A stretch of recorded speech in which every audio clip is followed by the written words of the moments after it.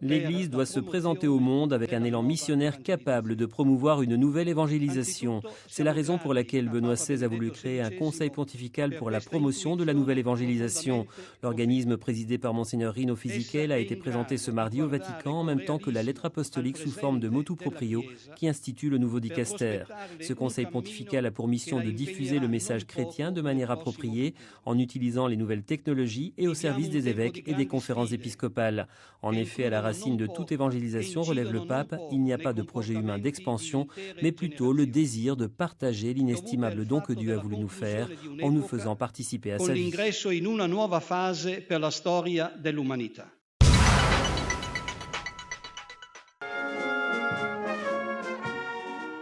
Aujourd'hui, nous risquons tous de vivre comme si Dieu n'existait pas, mais Dieu a 1000 façons, une pour chacun, de toucher notre âme, a déclaré Benoît XVI aux 40 000 fidèles venus assister ce mercredi à l'audience générale place Saint-Pierre.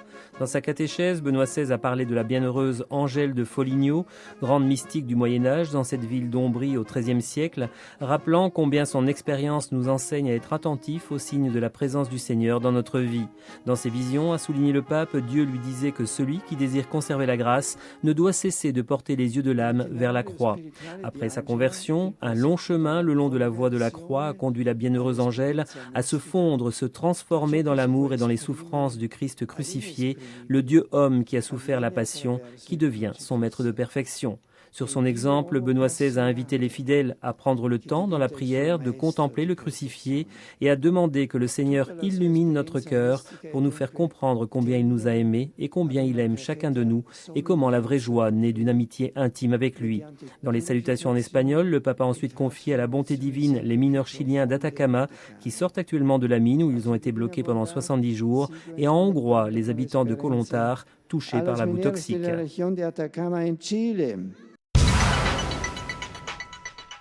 Sans communion, il ne peut pas y avoir de témoignage. Le grand témoignage est précisément la vie de communion. Ce sont les paroles de Benoît XVI prononcées dimanche matin dans la basilique Saint-Pierre en présidant la messe d'ouverture du premier synode des évêques pour le Moyen-Orient. S'adressant aux 185 pères synodaux et quelques 6 millions de catholiques qui vivent dans la région et ne constituent que 1,6% de la population, le pape a souligné que le but des 2 semaines de travail de l'Assemblée était surtout pastoral. Raviver la communion de l'Église catholique au Moyen-Orient, à l'intérieur de chaque Église et dans ses relations avec les autres Églises chrétiennes, pour que le dialogue avec les Juifs et les musulmans se poursuive ensuite de manière constructive.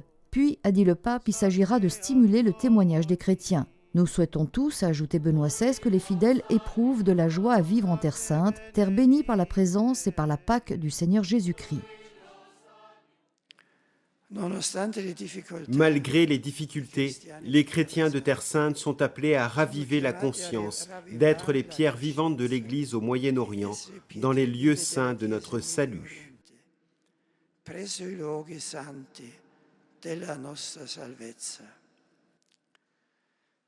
Mais vivre dignement dans sa propre patrie est avant tout un droit humain fondamental, a encore expliqué Benoît XVI, en appelant à favoriser les conditions de paix et de justice indispensables pour un développement harmonieux de tous les habitants de la région. Une tâche qui revient tout d'abord à la communauté internationale, a-t-il dit, qui doit soutenir une voie fiable, loyale et constructive vers la paix, et ensuite aux religions les plus présentes dans la région qui doivent promouvoir les valeurs spirituelles et culturelles qui unissent les hommes et excluent toute expression de violence. De cette manière, les chrétiens continueront à contribuer aux œuvres de promotion sociale, d'éducation et de santé, mais surtout en animant dans un esprit évangélique la pratique du pardon et de la réconciliation. Le synode des évêques sur le Moyen-Orient s'est ouvert ce lundi au Vatican. Le pape Benoît XVI, après la prière et une méditation mariale, a invité à une réflexion sur le sens de l'histoire et sur le rôle de la foi dans la vie des croyants, appelant à une lecture chrétienne de l'histoire du monde et à suivre les valeurs de l'Évangile comme antidote au désespoir et aux fausses idoles du bien-être et de la surconsommation qui rongent notre temps. Après la réflexion du pape, les travaux du synode sont entrés dans le vif du sujet, marqués par une double intervention, celle du secrétaire général, Monseigneur Eterovitch, et celle de sa béatitude Antonios Naguib, patriarche d'Alexandrie des Coptes, qui a introduit les travaux des 2 semaines à venir. Conflits et problèmes locaux, mais la politique internationale aussi, ont créé dans la région un déséquilibre, de la violence et provoquer la fuite vers d'autres terres, a souligné le patriarche. Raison de plus, a-t-il estimé, pour assumer notre vocation et notre mission de témoignage au service de la société. Les travaux de la matinée ont été suivis d'une conférence de presse pour une synthèse de la première congrégation générale.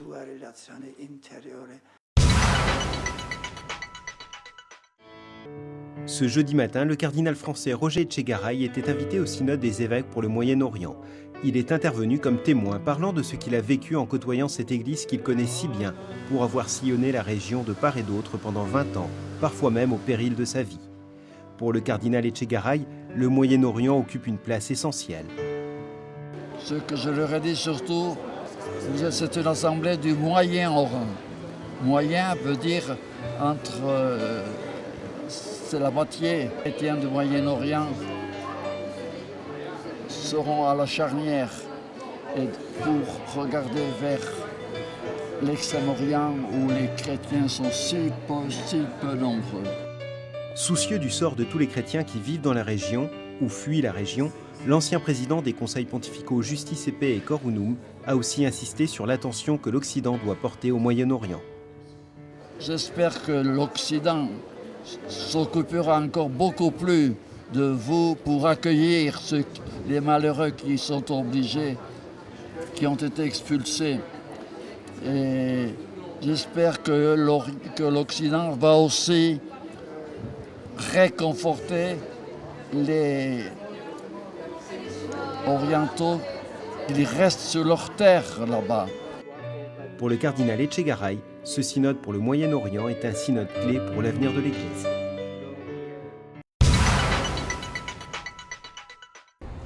Nous voici arrivés à mi-parcours du synode des évêques pour le Moyen-Orient. Autour de Benoît XVI, pendant 2 semaines, ce synode rassemble près de 180 pères synodaux, des patriarches, des cardinaux, des évêques de tout l'Orient catholique et de la diaspora, mais aussi quelques 70 experts et auditeurs, des spécialistes en fait de la région. Dans la salle du synode, il est évidemment beaucoup question du dialogue entre musulmans et chrétiens, de l'Irak au Maghreb, en passant par le Liban. Les points de vue divergent parfois aussi sur les réelles possibilités de ce dialogue islamo-chrétien avec, en filigrane, on s'en doute, la situation politique en Terre Sainte. Au cours de ce synode, le pape a souhaité accueillir 3 invités spéciaux, un rabbin et 2 représentants de l'islam, des hommes de dialogue. Ils ont tous les 3 insisté devant le pape sur l'urgence d'un dialogue entre les grandes religions et ils ont convenu séparément que la présence des chrétiens en Orient était indispensable. Impossible encore pour autant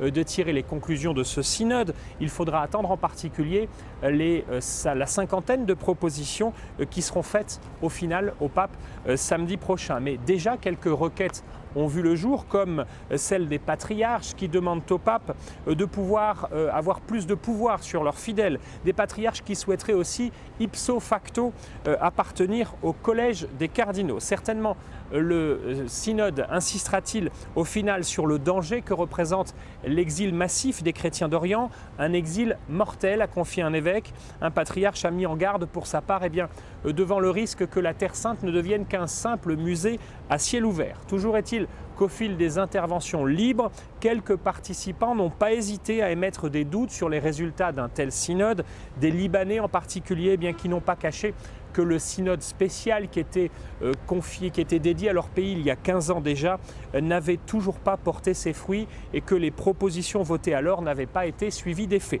Mais axé sur la communion et le témoignage, ce synode devrait permettre au moins aux différentes églises d'Orient invitées par le pape de Rome de se parler, de mieux se connaître. C'est déjà beaucoup, c'est en effet de cette indispensable communion que découle le témoignage des chrétiens d'Orient. Je vous dis à la semaine prochaine.